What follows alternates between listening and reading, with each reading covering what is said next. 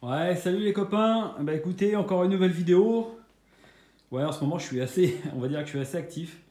Donc sur mon nouveau sac de couchage Sea2 Summit Spark 3 version 2019.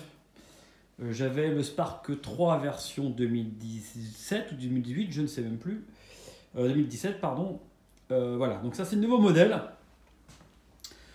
qui est exactement le même.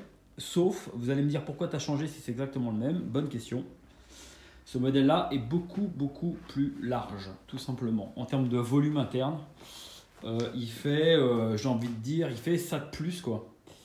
L'autre, en fait, était taillé très fité. C'est un très bon sac de couchage, attention, hein. Mais moi, je me sentais très à l'étroit. C'est ce qui a été pointé du doigt sur pas mal de forums et de tests. Et c'est vrai que c'était impossible de bouger une jambe ou un coude à l'intérieur du sac. J'arrivais des fois même pas à ouvrir le zip pour sortir, tellement j'étais momifié dans ce sac de couchage. Donc sur le nouveau modèle 2019 que vous avez sous les yeux, vous n'avez plus de problème puisqu'il a été vraiment élargi de beaucoup, hein. Vraiment, quand vous les mettez l'un sur l'autre, il y a vraiment il y a ça, quoi, hein. Donc ça se sent vraiment, on a la même chose au pied en fait en largeur.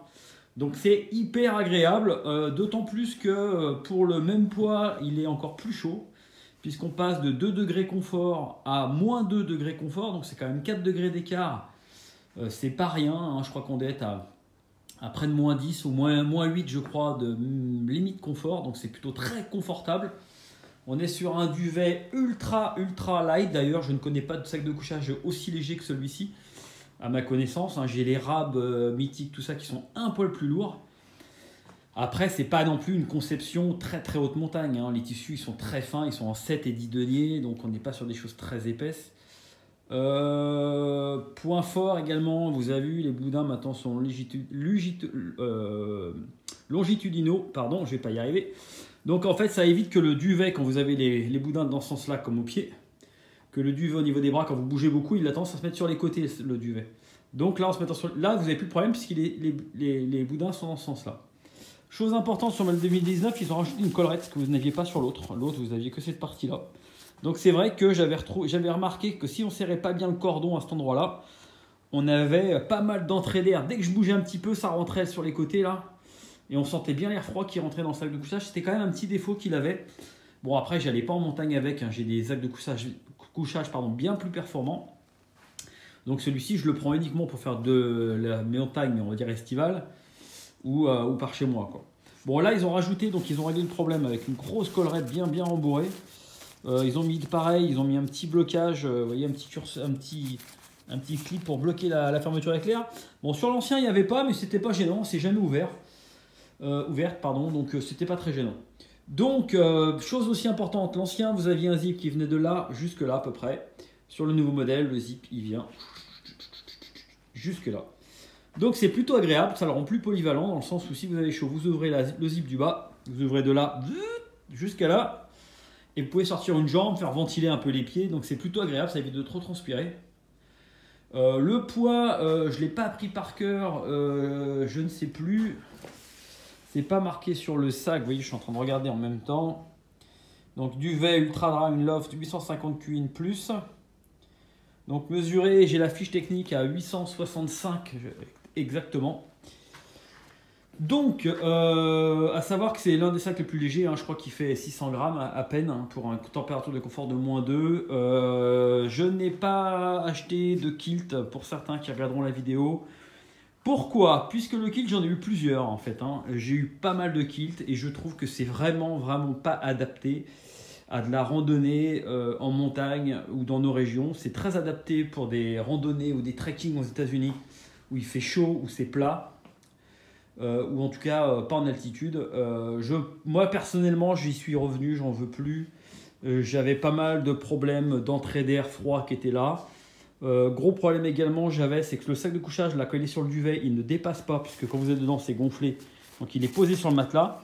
Le kilt il vient redescendre sur les côtés. Ce qui fait que quand vous avez de la condensation dans la tente, surtout en montagne, eh bien le bord du duvet est imbibé d'eau, même si le duvet est traité hydrophobe par Nikwax. Et bah, toute la membrane extérieure est trempée. Donc ça, dans les Donc sur les kilts, ça c'est un côté très pénible. Donc le kilt, évidemment, vous n'avez pas la capuche, cette partie-là, et la partie du dessous. Les inventeurs, donc c'est des Américains, mais les Américains, ils n'inventent pas que des bons trucs. Faut arrêter que les Amerlocs, c'est pas les meilleurs randonneurs au monde. Loin de là même. Bon, j'ai rien contre les Américains, mais voilà. Pourquoi est-ce que donc ils disent tout le temps, ils disent oui, mais le sac de couchage à cet endroit-là, en dessous, je parle, la partie dessous, on l'écrase, donc effectivement, on supprime le pouvoir isolant puisque c'est l'air qui est emprisonné qui va vous isoler. Donc si vous la comprimez, vous n'avez plus d'isolant. Oui, mais non, parce que finalement, vous avez quand même finalement là où vous n'avez pas les points de compression, donc dans le creux du dos, au niveau de la nuque, tous ces endroits-là, et ben le duvet il est quand même là. Et donc il vous isole ne serait-ce que des courants d'air, et il vous isole quand même un petit peu. Et j'ai remarqué quand même qu'on descend beaucoup plus bas. D'ailleurs, pour être très honnête et sincère, à chaque fois que je suis allé en montagne et que j'ai fait de l'alpinisme ou du trekking avec des gens très confirmés, je n'ai jamais vu de ma vie de kilt. Voilà, donc je pense que c'est les meilleurs trekkers au monde d'ailleurs, à part peut-être quelques-uns, encore une fois américains, mais je ne les ai jamais vus avec des kilts, ils ont tous des sacs de couchage.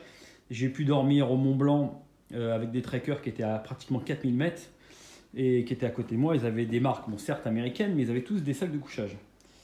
Voilà, donc puis bon, les phénomènes de mode, ça m'est passé un peu... bon, aujourd'hui c'est la mode du kilt, demain ça sera la mode pied d'éléphant, parce que finalement le kilt, je trouve que ça sert à rien. Dans ce cas-là, autant prendre un pied d'éléphant, puisque le pied d'éléphant il s'arrête carrément jusqu'à là, donc vous n'avez que cette partie-là, et là vous dormez avec votre doudoune. Donc là pour le coup, vous êtes encore plus light, puisque certains disent oh ben nous on dort avec la doudoune, avec la partie haute pour le kilt. Ben, aucun intérêt, dans ce cas-là autant acheter un pied d'éléphant et de dormir avec sa doudoune et garder le pied. Mais bon, après on part dans des extrêmes, pas possible. Enfin moi personnellement j'y vois aucun intérêt. D'autant plus que j'aime beaucoup dormir avec le duvet. Moi j'ai quand même froid à la tête, dès qu'on descend en dessous de 5 degrés, j'aime pas du tout dormir avec un bonnet, je me sens comprimé, ou avec une doudoune. Pardon, je vais arrêter de bouger parce que je vais vous rendre malade. Et j'aime pas du tout dormir avec un bonnet, et d'autant plus qu'un bonnet, quand vous êtes non actif, passif, le bonnet ne réchauffe pas en fait. Il faut un relatif mouvement pour se réchauffer. Il n'y a que le gros garnissage en duvet qui va vous isoler de la tête. Et donc voilà. Donc en plus, en termes de poids, on est sur un duvet qui est à peine, même pas 100 grammes de plus qu'un kilt. On est à 80 grammes. Parce que c'est pareil, du coup, ceux qui dorment avec leur doudoune, du coup, c'est du poids en plus. Ils prennent un bonnet, c'est du poids en plus. Certains achètent une cagoule, donc c'est encore du poids en plus. Au final, on arrive à 20 grammes près, donc je trouve ça plutôt ridicule de partir sur un kilt. Enfin bref, je critique pas, chacun fait comme il veut. En tout cas, moi, j'ai pas envie de me cailler. Je suis un amoureux du sac de couchage. Les trekkers français ou les alpinistes français sont tous en sac de couchage. Je pense que c'est justifié, qu'il y a des bonnes raisons à tout ça. Voilà, donc c'était juste une aparté sur le kilt. Et donc sur le duvet, donc voilà, donc très compressible, on a une housse de compression, donc toute petite, vraiment là, regardez ça, quoi, c'est minuscule. D'ailleurs, pour le faire rentrer dedans, je peux vous assurer que, j'ai envie de dire, il faudrait pratiquement faire des préliminaires au sac de couchage, au sac de compression, parce que, waouh, c'est vraiment petit, c'est-à-dire que quand vous avez rempli le sac jusque-là de compression, il vous reste encore ça de duvet, vous vous dites mais comment je vais faire rentrer ça dedans, quoi. Donc il faut bourrer avec le pouce centimètre par centimètre. Donc ça, c'est par contre, c'est le côté un peu pénible. Par contre, l'avantage c'est que vous avez un truc tout petit, quoi. Je veux dire, franchement, dans le sac de couchage, dans le sac à dos, pardon, ça prend absolument pas de place. Voilà, donc le gonflant est juste magnifique. Il y a une nouvelle membrane extérieure qui est un peu craquante, qui est vachement bien. On dirait presque un petit cubène. Bon, c'est du nylon, Ça fait un bruit relativement craquant. Je pense que c'est le traitement WDR, imperméabilisation. J'ai mis de l'eau dessus. C'est impressionnant, l'eau. Elle rentre pas du tout, même au bout de 10 minutes. C'est vraiment un beau produit. Moi, je suis un amoureux des beaux produits, vous le savez tous. J'achète rien au hasard. C'est des produits sélectionnés. Tout ce que je montre, c'est des produits que j'aime. Et donc voilà, quoi. Donc là, vous avez un duvet. Alors pour ceux qui vont faire du trekking, dans les Pyrénées, du GR10 et tout, c'est vraiment le produit parfait. D'autant plus que contrairement au kilt, si vous devez dormir dans un refuge, vous pouvez dormir, vous n'êtes pas obligé de l'attacher en dessous, quoi. Je veux dire, parce que le kilt, si vous l'attachez pas en dessous, là, ça souffle de partout, ça part dans tous les sens, ça ressemble plus à rien. Là, c'est très pratique. Moi, ça m'est arrivé de dormir à même le sol sur mon matelas, donc c'est très pratique aussi. Enfin bref, très bon matelas. Les matériaux, alors là, je l'ai regardé dans tous les sens. C'est d'une finition, C'est parfait. Regardez ces coutures là, ici là, mais c'est propre. C'est vraiment un très très beau produit. Je veux dire, c'est irréprochable. On s'approche. Oh non, on va même pas s'approcher. On va être à la qualité d'un rab. C'est vraiment beau, vraiment des beaux produits quoi. On a des mini zip tout petits. Regardez ça là, c'est minimaliste. C'est vraiment bien fait, c'est propre, c'est soigné. On a un gonflant exceptionnel. Enfin bref, vous avez compris, c'est un beau produit qui est ma foi pas donné puisqu'on frôle les 400 €. Je crois que je l'ai payé 389 €. Mais franchement, c'est le prix de la qualité. On est largement au-dessus d'un Cumulus. On est au-dessus largement d'un Valandré. Parce que j'ai eu ces marques-là. Hein, et j'ai d'ailleurs encore un Valandré Lafayette qui est absolument neuf. Je ne me suis même jamais couché dedans. Voilà, donc là, vous êtes sur un traitement hydrophobe du duvet. Niquax, vous êtes sur une grosse membrane extérieure très imperméable. Vous êtes sur un fit top. Vous êtes sur les dernières technologies. Un duvet de haute qualité. Voilà. Donc tout ça est rangé dans une petite housse. Et le reproche que je peux lui faire, c'est que cette petite housse là, il est relativement comprimé dedans. Donc moi ça m'embête un peu. Donc je vais le remettre dans une autre housse. Ça je trouve ça moyen. Je trouve qu'ils n'ont pas bien joué là-dessus. Bon, je pense qu'ils changeront ça parce que c'est vraiment pas pratique. D'habitude ils mettent une grosse poche, un gros filet. Voilà. Donc je suis désolé pour la vidéo qui bouge beaucoup, mais pour filmer, pour vous faire comprendre les choses, j'avais besoin de bouger les mains. Donc voilà pourquoi cet angle de vue. Donc un très très beau duvet. Regardez si je le...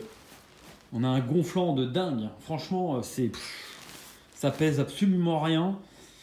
Voilà quoi. Si vous voulez vous faire un beau produit pour faire du trekking, de la randonnée technique, légère et éventuellement de l'alpinisme, c'est un très très beau produit. Franchement, sincèrement, moi j'ai eu des beaux produits et là ça fait partie de vraiment mes coups de cœur encore une fois. Voilà, donc c'est pas ce qu'il y a de moins cher évidemment, mais bon écoutez... je crois que c'est à peine 100 € de plus qu'un duvet bas de gamme, donc il faut pouvoir des fois les mettre. Tant pis, quitte à attendre un petit peu. Voilà, donc j'ai eu avant Enlightened équipement en kilt. Bref, c'était moyen, c'était un duvet de 750. Ils vous vendent ça pour du 900 Queen ou 950 je crois, et en fait ça vieillit, je trouve, relativement mal. Voilà, le duvet se tasse très très vite. Je sais pas ce qu'ils prennent. Enfin, les États-Unis de toute façon en duvet là-bas, je sais pas ce qu'ils prennent. Enfin bref, là ce duvet est très bon. Vous avez une carte, c'est très pro. Hein. Je vais pas vous la sortir, elle est rangée là-bas, une petite carte papier avec les normes, pourquoi, comment, d'où ça vient, comment ça a été enlevé du volatile. Enfin, c'est vraiment, vous sentez vraiment qu'on joue la carte du haut de gamme. Voilà, bon écoutez, la vidéo va être très longue, elle fait déjà 12 minutes 41. Donc je vous laisse. N'hésitez pas à me poser toutes les questions, à liker évidemment, à vous abonner. À partager et j'ai encore d'autres nouveaux produits qui vont arriver, ça va être des bombes les gars, donc ne quittez pas la chaîne s'il vous plaît. Allez, je vous embrasse, passez une bonne soirée et à bientôt. Allez, ciao.